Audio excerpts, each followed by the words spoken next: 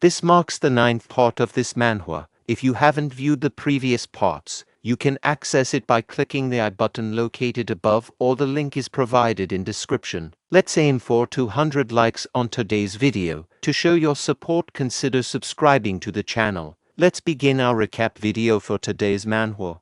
Meanwhile, at the market, a man named Mr. Zhong is loudly advertising his goods, proclaiming, "It's cheap." Another shopkeeper questions Mr. Zhong, suggesting that he might be selling his items too cheaply. Mr. Zhong replies enthusiastically, encouraging people to come and see the great deals, including a huge crab as big as a 6-year-old child for a very low price. Just as he is about to reveal the price, a dagger pierces his head, killing him instantly. Another member of the Blue Wolf squad, hidden in the crowd, prepares to retaliate, but he too is quickly killed by daggers. These daggers are thrown by Hojeong, who moves with incredible speed, systematically eliminating Blue Wolf members who are hiding among the public. While the public is confused and panicking over the sudden collapse of people, wondering what is happening, Hojeong realizes there are more enemies than he initially thought. Determined to speed things up, he accelerates his pace and begins systematically killing the remaining members of the Blue Wolf squad. After a short while, having eliminated all the Blue Wolf members in the area, Hojeong assesses the situation and senses that the place with the strongest murderous intent is still nearby. Convinced that there are more enemies, he moves towards that location with increased speed, employing the White Tiger's Dominion technique. As Hojeong moves towards the location with the strongest murderous intent, he is attacked by a Blue Wolf member wielding a spear. Hojeong blocks the spear with his axe and then kicks it back, killing the attacker as the spear strikes his head. Suddenly, a barrage of attacks comes from above the mountain. Hojeong dodges with remarkable speed and begins punching the mountain while continuing to evade the onslaught. After delivering 10 powerful punches, he stops and turns to face the remaining Blue Wolf members, declaring that everything needing to be cleaned up is concentrated in one place. Nangpo, the leader of the Blue Wolf group, confronts Hojeong, asking aggressively, "What the hell is he?" Hojeong responds calmly, reminding Nangpo that they had already introduced themselves the previous day. Nangpo dismisses Hojeong's calm demeanor, marking his apparent lack of worldly experience. Hojeong challenges Nangpo to fight, indicating he needs to finish the confrontation before sunrise. Smiling, Nangpo orders his members to use poison. A cloud of poison envelops Hojeong, while the Blue Wolf members protect themselves with cloths. Nangpo shouts, calling Hojeong a fool and predicting that the poison will soon choke him. He boasts that even if Hojeong escapes the smoke, he will be stabbed to death, emphasizing their role as hunters. Nangpo's laughter was interrupted by Hojeong, who declared that the hunt had started. Using his White Tiger technique, Hojeong directed poison smoke towards the Blue Wolf members, causing them to cough uncontrollably. Nangpo, hiding behind a Blue Wolf member, initially confused by the gust of wind, was shocked to see a White Tiger manifest from Hojeong's ki. Hojeong taunted Nangpo, dismissing her previous arrogance and attacking the mountain where the Blue Wolf group was located. The attack caused the mountain to collapse, triggering a landslide. Nangpo attempted to escape, but was caught in the landslide and buried under rocks, realizing that Hojeong's power might involve void penetration technique similar to what he used earlier on the rock. Late at night, Yeon and his daughter Yeonhwa were about to retire to their rooms when a servant approached and asked if Yeon would like to go to bed. Yeonhwa added that it was getting late. Yeon acknowledged the time and they started heading towards their rooms. At that moment, they smelled a strong odor of blood and noticed Hojeong arriving.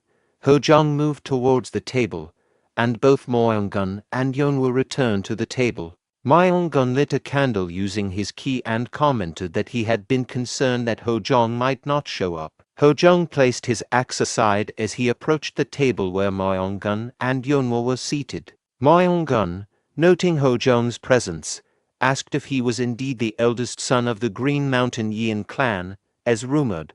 Hojeong confirmed his identity, introducing himself as Yeon Hojeong. Yeon responded with a courteous introduction, stating he was the Patriarch of the Yeon Clan. After their formal greetings, they sat around the table.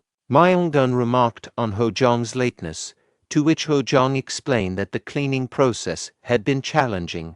Yeon then inquired if Hojeong had managed to eliminate all of the Blue Wolf squad. Hojeong replied that he had not. Yeon expressed skepticism about Hojeong's earlier claims, questioning if his talk of wiping out the Blue Wolf squad was merely boastful. He noted that there are appropriate times for pride and times when it is not warranted. Hojeong interrupted, detailing the outcome of his efforts. 61 members of the Blue Wolf squad had been either buried or killed, 6 had been dismembered beyond recognition, and he had captured 2 survivors, each with one arm severed, whom he sent to the Guyong Clan. Yeon was astonished by the rapid and thorough elimination of the Blue Wolf squad, reflecting on how Hojeong had achieved this in just half a day. Hojeong, reflecting on the aftermath of his actions, asked if the Guyong Clan Patriarch's reaction to the mutilated Blue Wolf squad members was striking. Internally, Hojeong was unsettled by Yeon, whom he now recognized as the person responsible for his death. Despite Yeon's lack of awareness about Hojeong's true identity, Hojeong was well acquainted with him due to his past experiences. Yeon then criticized Hojeong's actions, stating that they were a grave mistake. Hojeong questioned why his actions were considered a mistake. Yeon explained that the Blue Wolf squad was a significant threat even to the Guyong Clan. By completely destroying them and sending their remains to the Guyong Clan, Hojeong had ensured that the Guyong Clan would have no choice but to respond aggressively. This made it impossible to keep things discreet. Yeon then questioned if the current situation was sufficient to resolve the underlying conflict that led to their meeting. When Hojeong inquired if Yeon was suggesting withdrawing, Yeon replied that he enjoyed the confrontation but proposed that they act as if they had never met. Hojeong thought to himself that Yeon never seemed to face setbacks and was always calculating his moves meticulously. Hojeong then commented on Yeon's ambition, suggesting that becoming the leader of the Murim Alliance and ruling the greatest clan under heaven must be his lifelong dream. Yeon expressed surprise at how accurately Hojeong had perceived his ambitions, questioning how Hojeong knew so much. Hojeong responded with a laugh, explaining that the desire to lead the Murim Alliance and be the top clan was a common aspiration for those deeply involved in martial arts, particularly for the Patriarch of one of the 7 great clans. Meanwhile, Yeon observed that Hojeong responded to Yeon's questions with a smooth, almost serpentine eloquence. However, Yeon noticed a moment of complex emotion in Hojeong's demeanor, possibly a mix of wistfulness and anger, as if he was facing an old, unfortunate fate. Hojeong then mentioned that if Yeon decided to end their current plans, his only option would be to rampage alone. Yeon laughed at this, remarking on the recklessness of youth in the face of the powerful Guyong Clan. In response, Hojeong declared that he would also strike against the Yeon Clan with his own hands, in addition to targeting the Guyong Clan. Yeon questioned whether Hojeong really planned to challenge him, the Patriarch, all by himself. Hojeong clarified that he wasn't alone.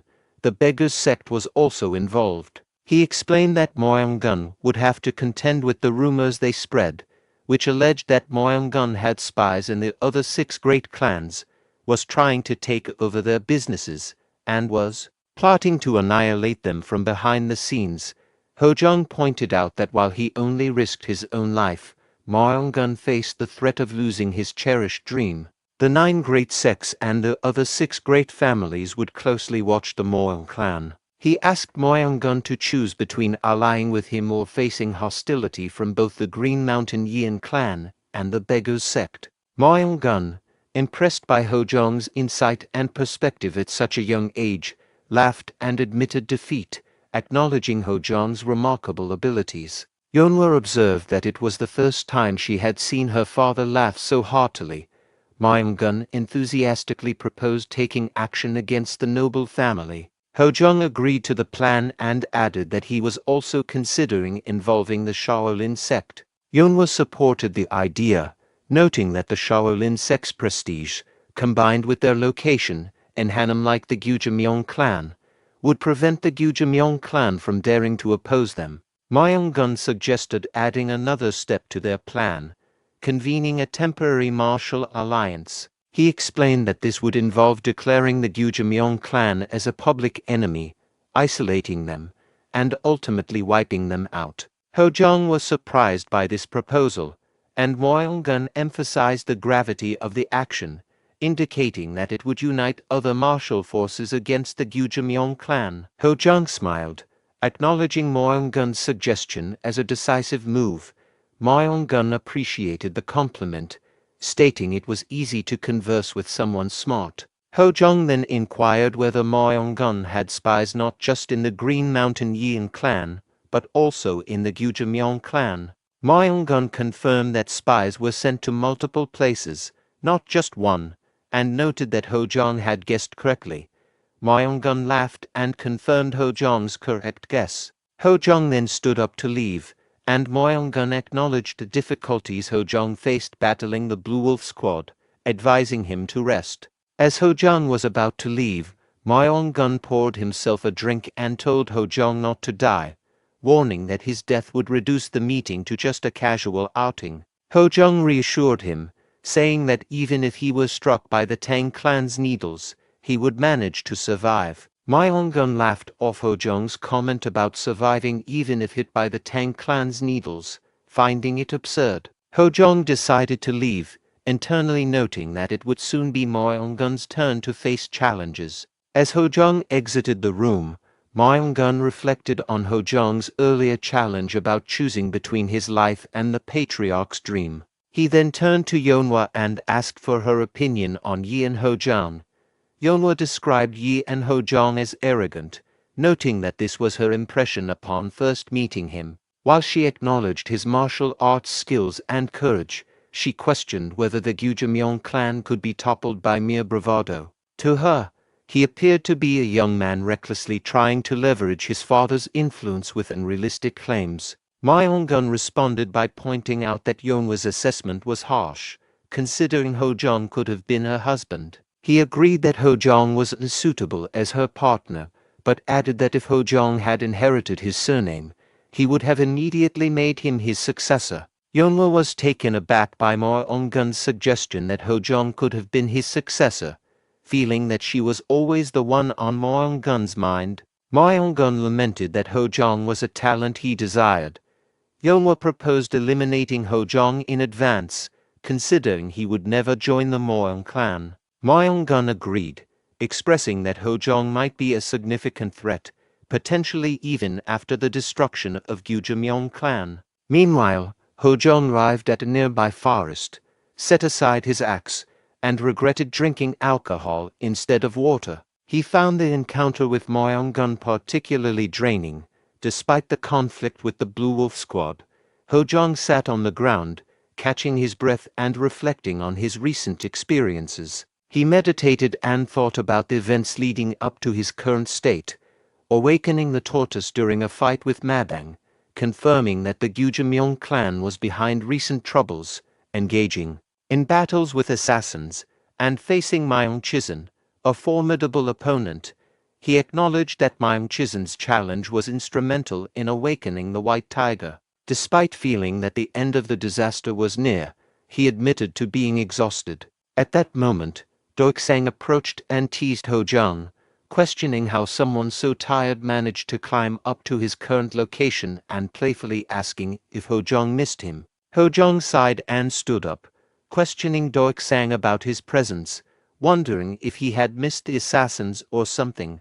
Doiksang, taken aback by the remark, defended himself by saying he hadn't made any mistakes. Hojeong clarified he was joking and inquired about the reason for Doiksang's visit. Doiksang, inspecting Hojeong's injuries, noted that he appeared quite hurt and pointed out that the Patriarch had instructed him to lead the Blue Operation Squad to Hojeong, given that young master Yeon might be struggling alone. Seeing the Blue Operation Squad, Hojeong was surprised, realizing that his father had arranged for their assistance. The Blue Operation Squad, under Shinmo's command, lined up and greeted Hojeong. Hojeong addressed Shinmo, acknowledging the squad's effort in arriving and warned them of the tough times ahead, advising them to be prepared. Shinmo responded that it was nothing and affirmed their readiness to follow Hojeong's orders. Hojeong instructed his team to proceed. Meanwhile, at the Guyong Clan, Patriarch Myung-chun expressed his frustration to Myung-woo-san. He was outraged by the continued failure to capture Hojeong, despite their extensive efforts, which included sending assassins, Myung-chizun, and the Blue Wolf Squad. He viewed the situation as a significant disgrace. Myung-woo-san suggested using the Blue Wolf Squad once more, despite their previous failure. Myung-chun reacted angrily, questioning how they could use the squad when they were all dead. Myung-woo-san explained that they could use the corpses of the Blue Wolf Squad members, who had been killed by Hojeong and were still lying in the streets disguised as innocent civilians. This plan aimed to make Hojeong appear as a ruthless enemy who had massacred innocents, thus discrediting him as he moved towards Hanam. Myung-chun understood the strategy and acknowledged it. Myung-woo-sen detailed his plan to exacerbate the situation by linking and resolved major crimes in Gyeongsu Province, Hojeong's hometown, to him through false rumors. He anticipated that such actions would provoke public outrage and draw the ire of Shaolin, turning the entire orthodox martial arts world against Hojeong. Myung-chun, pleased with Woo-san's strategy, praised his approach and acknowledged it as worthy of a proper commander. Woo-san accepted the praise and apologized for past shortcomings. Myung-chun then instructed Woo-san to proceed with this plan and to ensure that capable individuals are sent to capture Hojeong, specifically requesting the three half-brothers of Myung-chizun for the task. Myung-woo-sen was surprised by the request to use Myung-chizun's three half-brothers, noting they were originally intended as vanguards for attacking the Yeon Clan. Myung-chun pointed out that Hojeong is indeed from the Yeon Clan, implying that these three brothers should be effective against him. Myung-woo-sen agreed to send them immediately. Myung-chun added that even if they faced the Patriarch of the Green Mountain Yeon Clan instead of Yeon Hojeong, the three brothers would be formidable due to their mastery of their ancestors' secret techniques.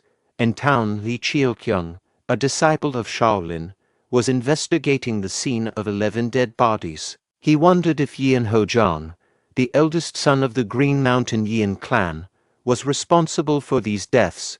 From a distance, two people discussed him. The first person asked about Lee Cheol-kyung's involvement, while the second person explained that he was the well-known secular disciple of Shaolin who leads the Diamond Fist Gate. They concluded that Lee Cheol-kyung's involvement indicated that even Shaolin could no longer remain passive about the situation. Lee Cheol-kyung's student listed several unresolved criminal cases attributed to Yeon Hojeong: the Hushin fire incident in Gyeongsu Province 5 years ago, the murder of a courtesan in Shangzhou 3 years ago, and the mass suicide of the Hemin family 2 years ago. The student noted that Yeon Hojeong has a significant criminal record. Lee Cheol-kyung found it peculiar that such a young man, not yet in his 20s, could be linked to so many crimes. The student agreed, highlighting the unusual nature of these cases all remaining unresolved. A person inspecting the dead bodies told the student that one of the deceased was not Mr. O, the pharmacist, based on their 20 years of experience in the market. The student asked how he could be sure, and the person confidently identified Mr. O's face. The person also noted that another body was not Mr. Cheon. A person examining the bodies questioned why strangers were found dressed in the clothes of locals, expressing concern about the missing locals. Lee Cheol-kyung, overhearing this, thought something was wrong and wondered about the true identity of the deceased. Another student of Lee Cheol-kyung arrived in a hurry, calling out to his master and urgently stating that the situation was serious and required Lee Cheol-kyung's immediate attention. Lee Cheol-kyung and his student arrived at the mountain where Yeon Hojeong had killed the leader of the Blue Wolf Squad. they encountered the gruesome scene of the crushed bodies of the Blue Wolf Squad members. One of Lee Cheok-young's students, overwhelmed by the sight, began to vomit. Another student instructed to clear the bodies before sunset and urged everyone to work quickly. As Lee Cheok-young examined the numerous dead bodies, he observed that many were either chopped by heavy weapons or trampled, indicating they were not civilians but combatants. He questioned whether Yeon Hojeong was responsible for this massacre and pondered how he could have fought so many opponents single-handedly. He was curious about the level of martial arts skill required to manage such a feat. At that moment, a student rushed to him, announcing that Yeon Hojeong had been sighted at the gate leading to Hyeochang. Upon hearing that Yeon Hojeong had appeared at the gate leading to Hyeochang, Lee Cheok-young swiftly used his diamond floating movement technique to head towards Hojeong, determined to see him in person and assess his character. Meanwhile, Yeon Hojeong, accompanied by the Blue Operations Squad, was moving through town. Some civilians shouted accusations at him, calling him a criminal and a villain who had massacred people. However, others observed Hojeong's demeanor and wondered if he could really be the Yeon Hojeong from the rumors, noting that he didn't appear villainous at all. At the gate, a new rival confronted Yeon Hojeong, identifying himself as the Blue Hall leader of the Guyong Clan. He declared that Yeon Hojeong, the eldest son of the Green Mountain Yeon Clan and a suspect in several unresolved Jeongsu crimes, must drop his weapons and surrender immediately. He warned that if Hojeong did not comply, he would capture him himself. In response, Yeon Hojeong charged at the Blue Hall leader, laughing as he attacked. The confrontation resulted in a powerful key explosion. When the dust settled, the Blue Hall leader's lifeless body was found on the ground. After Yeon Hojeong defeated the Blue Hall leader of the Guyong Clan, 2 more members of the Blue Hall advanced to attack him. Hojeong swiftly killed them with his axe. He then commanded the Blue Operations Squad to eliminate the remaining members of the Blue Hall. The squad followed the order and soon killed all the members. Continuing forward with the Blue Operations Squad, Yeon Hojeong proceeded through the town. Observing the aftermath, the civilians realized that Hojeong was indeed the notorious villain they had heard about. At night, a bagger handed Doiksang a sketch titled Murderer and Arsonist of Hojeong. Doiksang inquired about the sketch, and upon reading the back, he saw accusations that Yeon Hojeong had committed arson in the Hushan fire incident, murdered a courtesan in Shangzhou, and caused the mass suicide of the Hemin family, all in Jeongsu province. Doiksang questioned who could fabricate such serious accusations. The bagger explained that these claims were widely circulated and discussed among the people of Hanam. Hearing the accusations, Yeon Hojeong smiled and remarked that such claims were designed to create justification for sending troops against him. By portraying him as a villain and scum of the world, his enemies could act without hesitation, evade scrutiny from the martial arts community, and apply pressure on him. Hojeong then addressed squad leader Shinmo, instructing him to select 10 agile members from the Blue Operations Squad and prepare the rest of the personnel for deployment within 2 days. Shinmo acknowledged the orders and agreed to carry them out. Doiksang asked Yeon Hojeong what he was planning, expressing concern that it seemed dangerous. Hojeong responded that he intended to visit the Patriarch of the Guyong Clan, despite Doiksang warning that it was an obvious trap and questioning if Hojeong planned to confront the entire Guyong Clan. Hojeong then instructed Doiksang to gather more evidence of the Guyong Clan Patriarch's corruption to send to Moyongun. Doiksang expressed skepticism, questioning whether they should trust Moyongun, but Hojeong began to move away, determined to proceed with his plan. Doiksang, frustrated, called out to Yeon Hojeong to wait. As Hojeong considered the situation, he reflected on his current strength and progress. His tortoise key had risen by 2 stages and was 80% complete. His Hyanmu breathing technique had cleared most impurities from his body, and the White Tiger's key had strengthened his natural abilities. Although his strength was at its peak since his regression, Hojeong doubted whether he could handle 3 experts at the level of Myung Chizun. He contemplated that awakening either the vermilion bird or azure dragon might enhance his abilities and make the challenge more manageable. Outside the Guyong Patriarch's room, Myung Woosen announced himself but received no response, so he entered the room. He was astonished to find Myung Chun surrounded by a powerful fire key. Myung Woosen realized that Myung Chun had rapidly mastered the Phoenix Divine Technique, a secret art of their ancestors. Myung Chun, observing Woosen's reaction, asked if he thought it was possible to make even the heavens kneel with such power. Woosen, impressed, agreed and apologized for his surprise. Myung Chun emphasized that their top priority was to destroy the Green Mountain Yeon Clan and then asked Myung Woosen about the latest developments. Myung Woosen presented a letter informing him that the Yeon Clan Patriarch, Yeon Gun, had invoked the right to convene an assembly, and a temporary Murim Alliance would soon be formed. Myung Chun, realizing the implications, laughed and noted that Yeon Gun was making his move. He inferred that Yeon Gun planned to use the portrayal of Yeon Hojeong as a villain to publicize the issue and ultimately destroy the Green Mountain Yeon Clan himself. Myung Woosen acknowledged the situation. Myung Chun inquired about Yeon Hojeong's situation. Myung Woosen reported that their plan was proceeding as intended. The blue hole had been used as bait, and the three brothers Myung Huk, Myung Hien, and Myung Hwai along with 300 members of the White Dragon unit were prepared to capture and bring Yeon Hojeong. Shinmo, observing the formidable masters, remarked to Yeon Hojeong that there were three powerful adversaries ahead.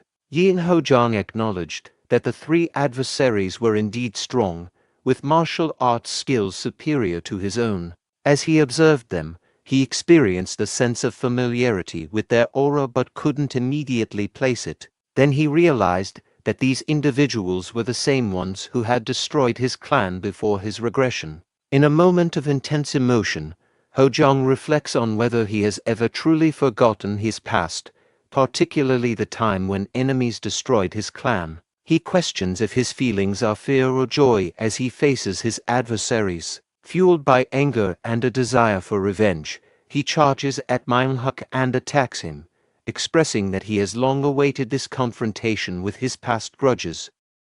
This marks the conclusion of the 9th part of this manhwa. To show your support for the channel and help speed up the release of recaps for your favorite manhwa, please consider subscribing to the channel. Looking forward to seeing you in the next video.